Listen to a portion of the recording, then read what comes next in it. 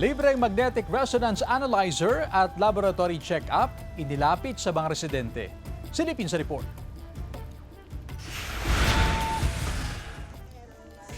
Hirap makatayo at makalakad ang 69 anyos na si Nanay Nena, residente ng barangay Pogo Chico, Dagupan City. Matagal na raw niyang gustong magpa-check up pero kapos sa pera. Kaya nang mabalitaan na may isasagawang libreng medical check up sa kanilang barangay, isa si Nanay Nena sa mga nagpakonsulta. Ay, tipid na tipid lang, madam, ang nangyari nito kasi sa hirap na buhay ngayon. Ay, mahal talaga, ma'am. Nasa mahigit na 1,000 na rin.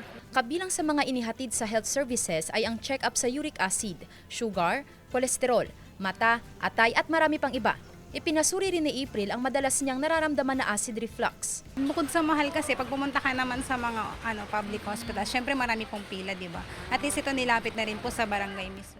Daan-daang residente ang nakinabang sa libreng health check.